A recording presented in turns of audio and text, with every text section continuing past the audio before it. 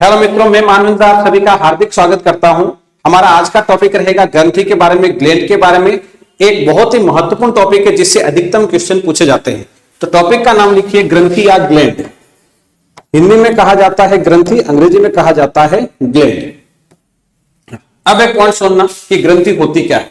तो सुनिए, जैसे मान लीजिए कि बहुत सारी कोशिकाएं पास में आ जाए और पास में आके एक समूह का निर्माण करे और समूह से किसी प्रकार का लिक्विड बाहर निकलने लग जाए तो फिर इसे बोला जाता है ग्रंथि। यानी कि ग्रंथि क्या होती है, तो कोशिकाओं का वह समूह जो कि अपने अंदर से किसी भी तरल पदार्थ को बाहर निकाले उसी को ग्रंथि कहा जाता है।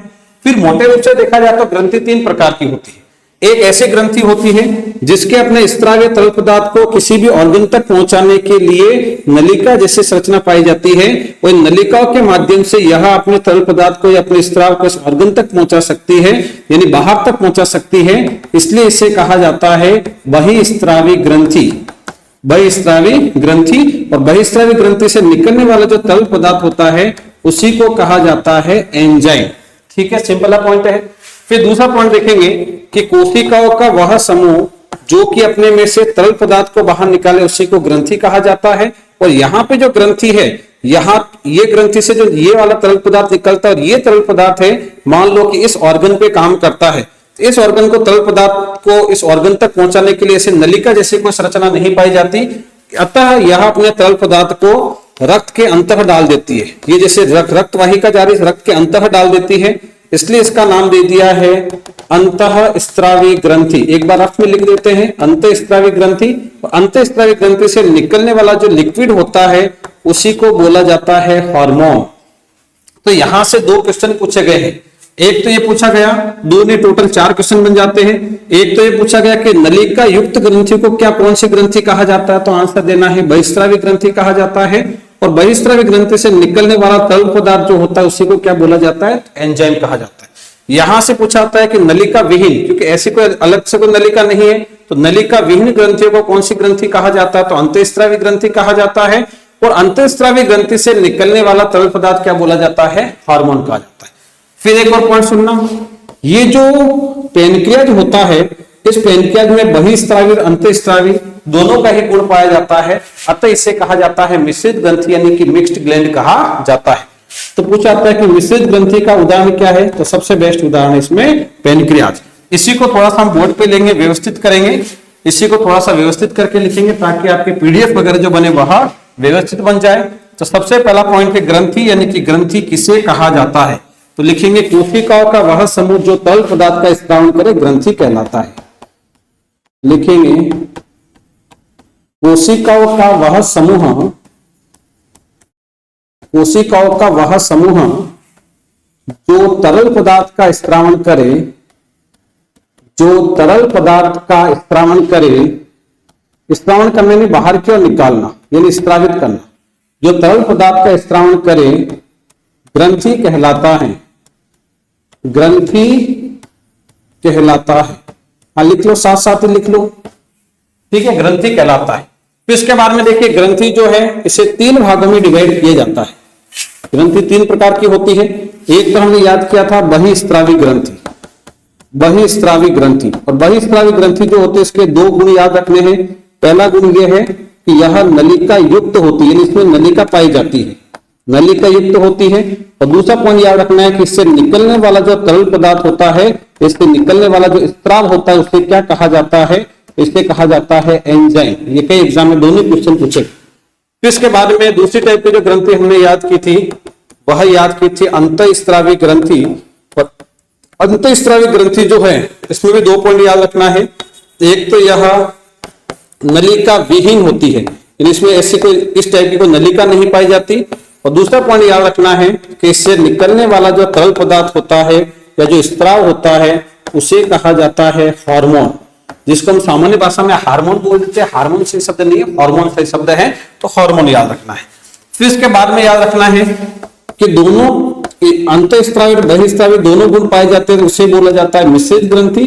और मिश्रित ग्रंथि का उदाहरण क्या है, तो यह याद रखना है अग्नाशय। क्लियर यहां तक? तो ये तो हो गया मोटे रूप से पार्ट। अब एक पॉइंट सुनना, हमें एग्जाम की दृष्टि से सबसे महत्वपूर्ण जो ग्रंथि याद रखनी है वह ये वाली रखनी है, अंतःस्रावी ग्रंथि। यानी कि हमें हार्मोन के बारे में विशेष रूप से पढ़ना है। और एक टॉपिक है कंट्रोल एंड कोऑर्डिनेशन, यानी कि नियंत्रण तथा समन्वय। उस नियंत्रण तथा समन्वय वाले टॉपिक में दो टॉपिक हमें कवर करने पड़ते हैं, एक ही टॉपिक में दो टॉपिक पढ़ने पड़ते हैं। एक तो हार्मोन वाला टॉपिक पढ़ना पड़ता है क्योंकि हमारे बॉडी का नियंत्रण तथा समन्वय एक तो हार्मोन के माध्यम से होता है और दूसरा होता है हमारी तंत्रिकाओं के माध्यम से। फिर इसमें देखो ये तो हमारा मेन पार्ट रहेगा, इसको हम बाद में पढ़ेंगे। पहले इसके बारे में थोड़ा सा पॉइंट देख लेते हैं कि बहिस्रावी ग्रंथि बॉडी में कहां कहां पाई जाती है, कौन कौन सी होती है, क्योंकि यहां से क्वेश्चन पूछा जा सकता है इस टाइप का क्वेश्चन कि निम्न में से बहिस्रावी ग्रंथि का उदाहरण कौन सा नहीं है। अ में दे दिया लार ग्रंथि, ब में दे दिया जाइमोजन ग्रंथि, स में दे दिया एड्रिनल ग्रंथि और द में दे दिया ब्रूनस ग्रंथि। तो सीधा से इसका आंसर क्या रहेगा, एड्रिनल ग्रंथि। एड्रिनल ग्रंथि जो है वह बहिस्रावी ग्रंथि नहीं होती, वह अंतःस्रावी होती है। तो इसके भी बारे में कुछ पॉइंट लिख देंगे, कुछ इसके बारे में पॉइंट लिखेंगे। तो ये थोड़ा सा पॉइंट इसका कवर करेंगे, बहिस्रावी ग्रंथि के उदाहरण कौन कौन से, फिर इसके मेन पॉइंट आ जाएंगे अंतःस्रावी पे। तो यहां पे पॉइंट लिखिए बहिस्रावी ग्रंथि के उदाहरण। बहिस्रावी ग्रंथि के उदाहरण या कौन कौन सी ग्रंथियां है जो कि बहिस्रावी होती है। तो देखो बहिस्रावी ग्रंथि के उदाहरण में याद रखना है कि एक तो जो लैक्राइमल ग्लैंड होती है यहां पे पाई जाती है, जिसको अश्रु ग्रंथि कहा जाता है, और यहां से आंसुओं को आंख के यहां तक छोड़ने के लिए नलिकाएं पाई जाती है, इसका मतलब यह बहिस्रावी है। तो सीधा सा पॉइंट है, एक तो होती है अश्रु ग्रंथि, ये बहिस्रावी है। इसके बाद में हमें याद रखना है त्वचा के अंदर पसीने की ग्रंथि पाई जाती है जिसे स्वेट ग्लैंड या स्वेद ग्रंथि कहा जाता है। फिर त्वचा के अंदर ही तेल की ग्रंथि भी पाई जाती है जिससे कि तेल हल्की से मात्रा में निकलता रहता है, जिससे कि त्वचा स्मूथ बनी रहती है, वो तेल ग्रंथि। तो लिखेंगे एक तो होती है स्वेद ग्रंथि, एक होती है तेल ग्रंथि, एक इसमें याद रखना है दुग्ध ग्रंथि, एक याद रखना है इसमें लीवर जो है वह सबसे बड़ी ग्रंथि है। बहिस्रावी और अंतःस्रावी में सबसे बड़ी ग्रंथि कौन सी है, लीवर है।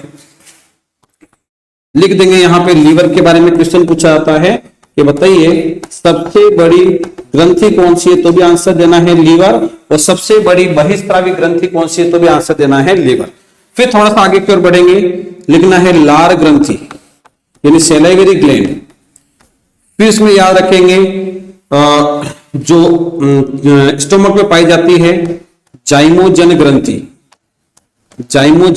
ग्रंथि, ये भी बहिस्रावी है। फिर इसके बाद में याद रखना है ब्रूनस ग्रंथि, ये भी एक प्रकार की एक बहिस्रावी ग्रंथि है। ये हमारे बॉडी में पाई जाने वाले कुछ महत्वपूर्ण बहिस्रावी ग्रंथि है, सभी पॉइंट याद रखना है। फिर एक और पॉइंट याद रखेंगे सीबेसियस ग्रंथि,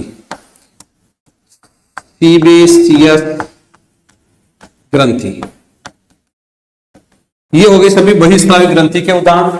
अब हम याद करेंगे अंतःस्रावी ग्रंथि के उदाहरण कौन कौन से। अंतःस्रावी ग्रंथि वो ज्यादा महत्वपूर्ण है, तो नेक्स्ट पॉइंट लिखेंगे अंतःस्रावी ग्रंथि के उदाहरण, ये बॉडी में पाए जाने वाले कुछ अंतःस्रावी ग्रंथि। अंतःस्रावी ग्रंथि के उदाहरण, अंतःस्रावी ग्रंथि के उदाहरण। अब इसमें देखो उदाहरण क्या याद करना है, किस टाइप से याद करना है। तो हम एक छोटा सा डायग्राम बनाएंगे और डायग्राम में कौन कौन सी ग्रंथि कहां पे पाई जाती है उसकी लोकेशन भी हमारे सामने आ जाएगी। तो यहां पे एक मनुष्य का डायग्राम बनाएंगे, देखो इस टाइप का डायग्राम है,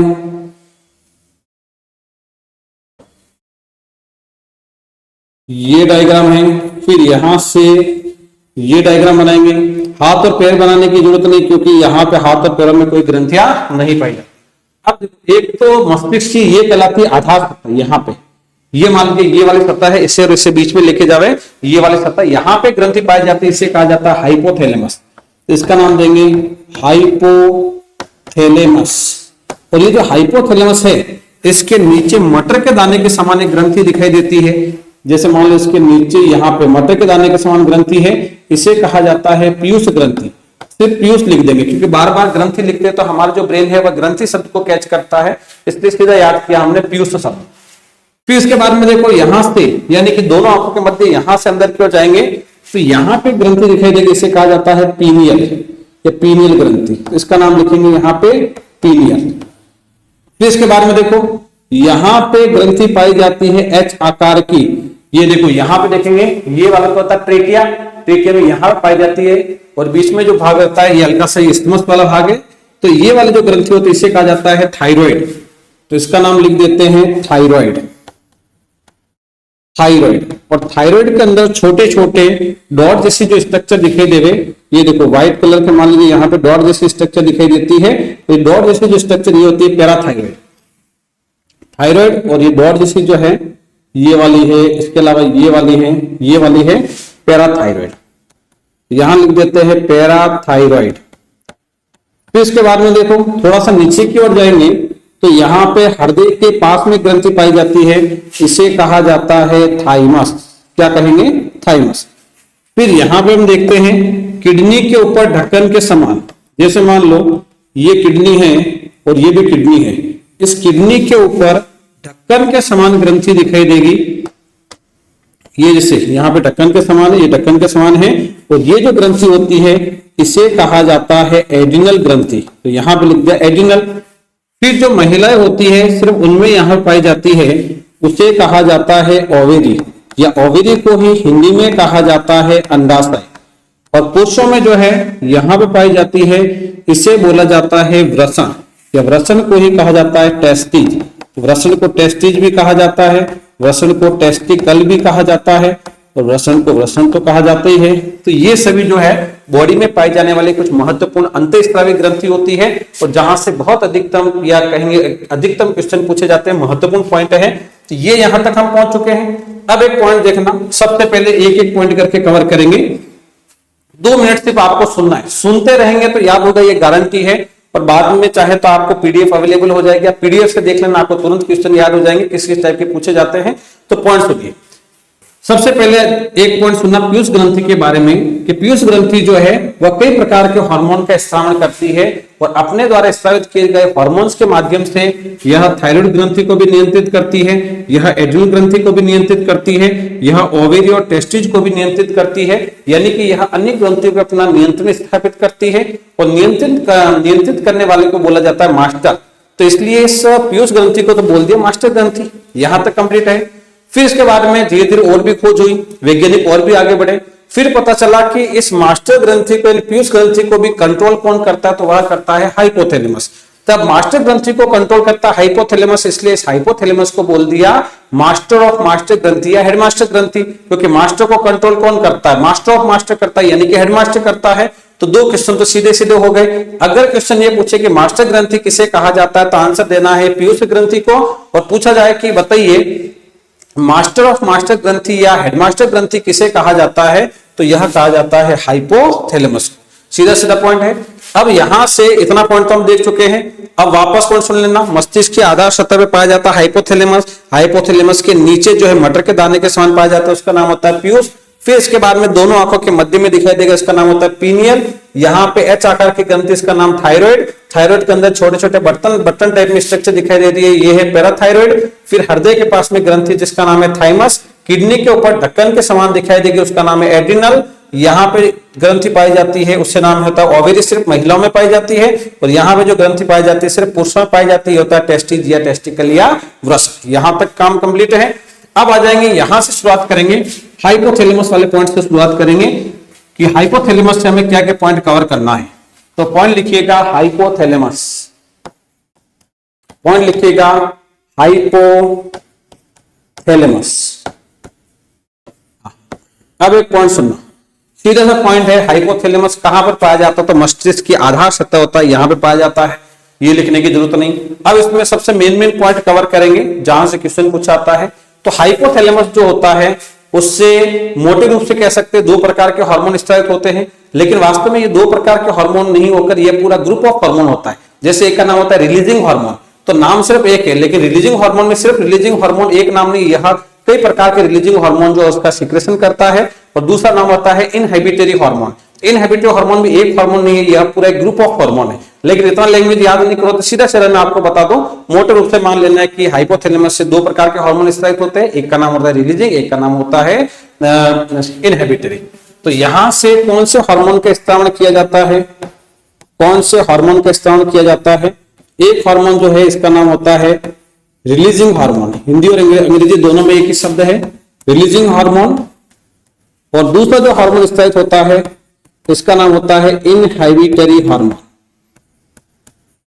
इनहिबिटरी हार्मोन। अब देखो इन दोनों का काम क्या है, तो काम सुनना। अभी हमने देखा कि हाइपोथैलेमस से पीयूष ग्रंथि को भी नियंत्रित करता है, कंट्रोल करता है।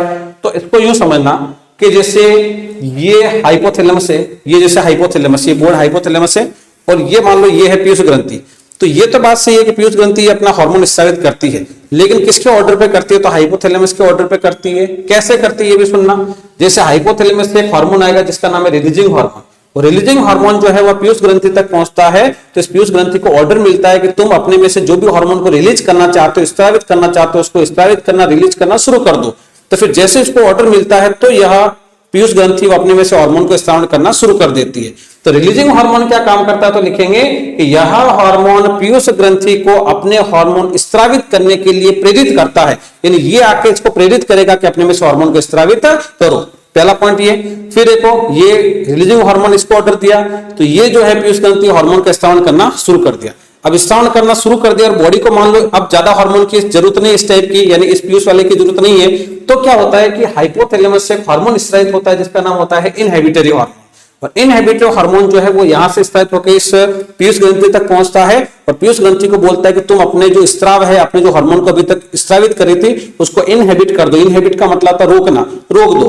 तो इस इनहिबिटरी हार्मोन के बारे में लिखेंगे कि यह हार्मोन पीयूष ग्रंथि को अपने स्राव रोकने के लिए प्रेरित करता है।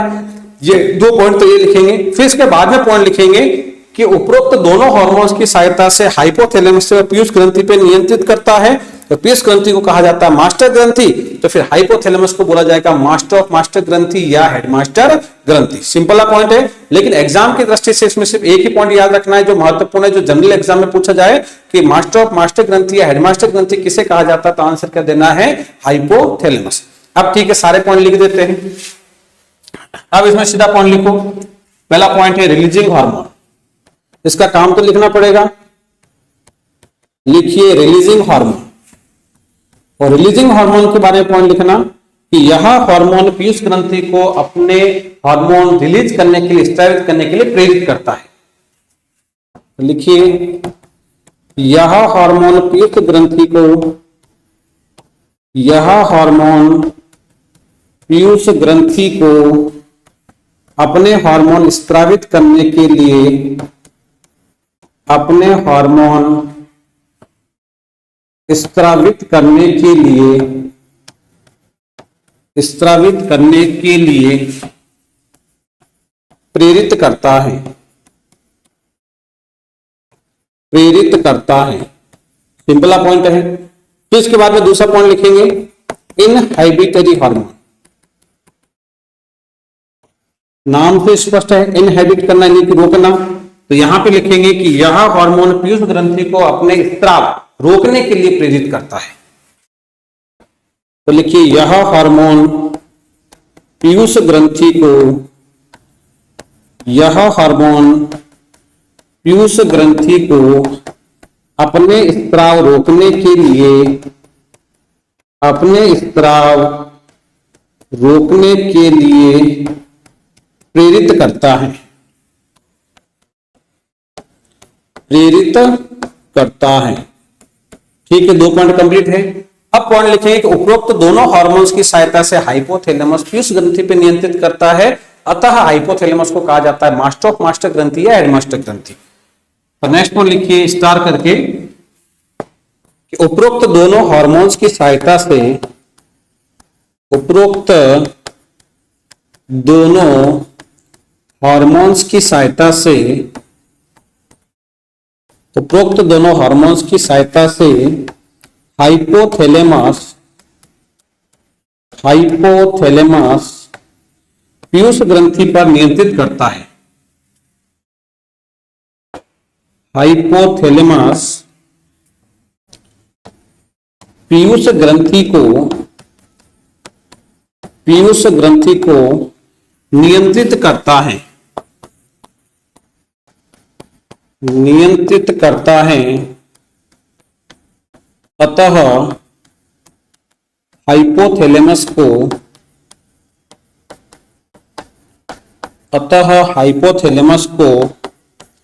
मास्टर ऑफ मास्टर ग्रंथि या हेडमास्टर ग्रंथि भी कहा जाता है।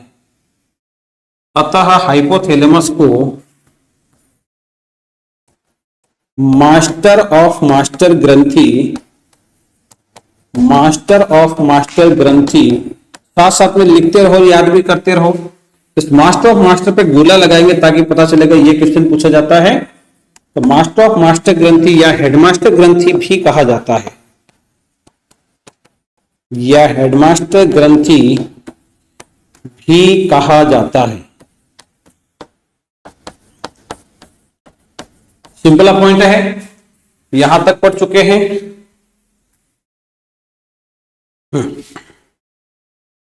यहां तक एक पॉइंट कंप्लीट है, पहला पॉइंट यहां तक कंप्लीट। अब थोड़ा सा आगे की ओर बढ़ेंगे और अब हम बात करेंगे पीयूष ग्रंथि के बारे में। हाइपोथैलेमस पढ़ चुके हैं, अब इसके नीचे है पीयूष ग्रंथि पाई जाती है। उस पीयूष ग्रंथि के बारे में पॉइंट याद करेंगे, उसमें जो हेडमास्टर ग्रंथि उस पर भी गोला कर देंगे ताकि हमें याद रहे। इसके बाद में लिखिए पीयूष ग्रंथि या पिट्यूटरी ग्लैंड। नेक्स्ट पॉइंट लिखिए पीयूष ग्रंथि, अंग्रेजी में इसे कहा जाता है पिट्यूटरी ग्लैंड। अब दो तीन तो इसकी जो साधारण जानकारी वह याद कर लेंगे। जैसे कभी कभार पूछ ले कि हाइपोथैलेमस के नीचे कौन सी ग्रंथि होती है, तो आंसर देना है पीयूष ग्रंथि। मटर के दाने के समान कौन सी ग्रंथि दिखाई देती है, तो भी आंसर देना है पीयूष ग्रंथि। और पूछा जाए कि मास्टर ग्रंथि के नाम से किसे जाना जाता है, तो भी आंसर देना है पीयूष ग्रंथि। और ध्यान रखना, सबसे छोटी अंतःस्रावी ग्रंथि वह तो होती है पीनियल, और दूसरे नंबर की सबसे छोटी अंतःस्रावी ग्रंथि कौन सी होती है, तो आंसर देना है पीयूष ग्रंथि। तो यहां पे पॉइंट लिखिए, पहले तो कुछ साधारण पॉइंट लिखेंगे। पहला पॉइंट लिखेंगे यहां पे कि इसकी जानकारी है ना, तो स्थिति क्या है, पीयूष ग्रंथि की स्थिति क्या है, तो लिखेंगे हाइपोथैलेमस के नीचे स्थित। हाइपोथैलेमस के नीचे स्थित या हाइपोथैलेमस के नीचे स्थित होती है, पूरा लैंग्वेज में लिख सकते हैं। दूसरा पॉइंट इसमें याद करेंगे कि मटर के दाने के समान संरचना, मटर के दाने के समान संरचना, इसकी संरचना कैसी होती है, तो मटर के दाने के समान। तीसरा पॉइंट लिखेंगे मास्टर ग्रंथि। एग्जाम में क्वेश्चन पूछा जाता है कि मास्टर ग्रंथि के नाम से किसे जाना जाता है, तो भी पीयूष ग्रंथि। और फिर इसमें चौथा पॉइंट लिख देंगे कि देखो सबसे छोटी अंतःस्रावी ग्रंथि तो पीनियल, और सेकंड नंबर की सबसे छोटी अंतःस्रावी ग्रंथि तो पीयूष, दोनों पॉइंट लिख देंगे।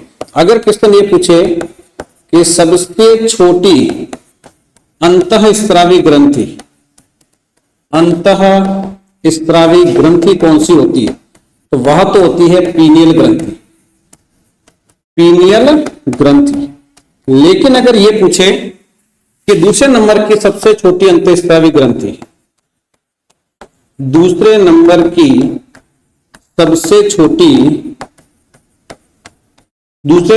सबसे छोटी अंतःस्रावी ग्रंथि, तो फिर आंसर देना है पीयूष या पीयूष ग्रंथि। दूसरे नंबर की सबसे छोटी अंतःस्रावी ग्रंथि कौन सी है, पीयूष ग्रंथि। एक बार इमेज को लो, फिर आगे बढ़ते हैं। हाइपोथैलेमस के नीचे कौन सी ग्रंथि पाई जाती है, तो भी पीयूष। मटर के दाने के समान कौन सी ग्रंथि दिखाई देती है, तो भी पीयूष। मास्टर ग्रंथि के नाम से किसे जाना जाता है, तो भी पीयूष। और सबसे छोटी अंतःस्रावी ग्रंथि, तो आंसर देना पीनियल, यानी दोनों आंखों के मध्य पाई जाती है पीनियल। अभी हमने देखा था वो सबसे छोटी है, लेकिन दूसरे नंबर की सबसे छोटी अंतःस्रावी ग्रंथि कौन सी, तो दूसरे नंबर वाली रहती है पीयूष। यहां तक पॉइंट कंप्लीट है। अब यहां तक लिखने के बाद में हम देखते हैं कि पीयूष ग्रंथि द्वारा स्रावित होने वाले हार्मोन्स कौन कौन से। तो यहां पे नेक्स्ट पॉइंट लिखिए, ये सीधा सा पॉइंट लिख दो, पीयूष ग्रंथि द्वारा स्रावित होने वाले हार्मोन्स। अब देखो ये जो हार्मोन्स, इसको याद करने का तरीका क्या है, तो तरीका यह है कि इसका फॉर्मूला बना दो।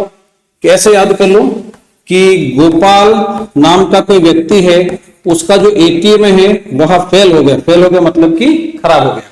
इसका मतलब क्या है, देखो जी का मतलब होता है ग्रोथ हार्मोन, ओ से ऑक्सीटोसिन, पी से प्रोलैक्टिन, ए से एंटी डायूरेटिक हार्मोन, एल से ल्यूटिनाइजिंग हार्मोन, ए से एडिनोकोर्टिकोट्रोपिक हार्मोन, टी से थायराइड स्टिमुलेटिंग हार्मोन, एम से मेलिनोसाइट स्टिमुलेटिंग हार्मोन और एफ से फॉलिकल स्टिमुलेटिंग हार्मोन। ये सभी हार्मोन जो है वह पीयूष ग्रंथि द्वारा स्रावित होते हैं। हिंदी और अंग्रेजी में एक ही नाम है। फिर भी इसके अदर नेम है वह भी लिखवा देंगे, हिंदी और अंग्रेजी में दोनों लिखवा देंगे। तो देखो हार्मोन कौन से स्रावित होते हैं, तो फॉर्मूला याद करेंगे गोपाल, यहाँ पे गोपाल शब्द आएगा। अब देखो जी का मतलब होता है इसमें ग्रोथ हार्मोन, ध्यान रखना ग्रोथ हार्मोन। इस ग्रोथ हार्मोन को ही हिंदी में कहा जाता है वृद्धि हार्मोन, क्योंकि शरीर की वृद्धि करवाता है। तो शरीर की वृद्धि कैसे करवाता है, तो यह बोन यानी हड्डी की और मांसपेशियों की वृद्धि करता है, जिससे कि शरीर की भी वृद्धि होती है। इसी को बोला जाता है सोमेटोट्रॉपिक हार्मोन, सोमेटोट्रॉपिक हार्मोन हिंदी में भी ये नाम है। इसी का एक नाम और है सोमेटोट्रॉपिन, सोमेटोट्रॉपिन तो भी ये नाम है। दूसरा इसमें देखो ओ का मतलब क्या है, तो ओ का मतलब होता है ऑक्सीटोसिन, हिंदी में भी ऑक्सीटोसिन और अंग्रेजी में भी इसका नाम होता है ऑक्सीटोसिन, सेम नाम है, एक जैसा नाम है। फिर इसके बाद में देखो पी का मतलब क्या है, पी का मतलब है प्रोलैक्टिन, और प्रोलैक्टिन जो होता है इसी को कहा जाता है लैक्टोजेनिक, यहां पर भी सेम नाम है, हिंदी में प्रोलैक्टिन कहा जाता है या इसी को कहा जाता है लैक्टोजेनिक। फिर थोड़ा सा आगे की ओर बढ़ेंगे, ए का मतलब क्या है, ए का मतलब है anti diuretic hormone, anti diuretic hormone या इसी को शॉर्ट में बोला जाता है एडीएच, इसको बोला जाता है एडीएच। इसी का नाम होता है वेसोप्रेसिन, वेसोप्रेसिन, सब नाम याद करने ध्यान रखना। फिर है एल, एल का मतलब क्या है, तो एल का मतलब है luteinising hormone, luteinising hormone short में कहा जाता है एलएच, एल यहां से लिया एच यहां से लिया, शॉर्ट नाम भी याद रखना एलएच, हिंदी में बोल दिया जाता है ल्यूटेनाइजिंग, ल्यूटेनाइजिंग हार्मोन। यहां तक पहुंच गए। अब देखो गोपाल नाम का व्यक्ति का एटीएम फेल हो गया, तो यहां पे सब लिखेंगे एटीएम, एटीएम यहां पे लिखेंगे फेल एफ। ए का मतलब क्या है, तो ए का मतलब है adrenocorticotropic hormone, adrenocorticotropic hormone, adrenocorticotropic hormone, और इसी को शॉर्ट में लिखा जाता है ACTH, हिंदी में भी सेम नाम है एड्रीनोकॉर्टिकोट्रॉपिक हार्मोन। टी का मतलब क्या है, टी का मतलब है thyroid stimulating hormone, thyroid stimulating hormone या इसी को कहा जाता है TSH, TSH। फिर एम का मतलब क्या है, एम का मतलब है melanocyte stimulating hormone, melanocyte stimulating hormone या इसी को कहा जाता है MSH। फिर इसके बाद में एफ का मतलब क्या है, एफ का मतलब है follicle stimulating hormone, follicle stimulating hormone या इसी को कहा जाता है FSH। सिंपल पॉइंट है, ये MSH ये FSH। तो ये हमारा जो नामकरण है ये कंप्लीट हुआ है।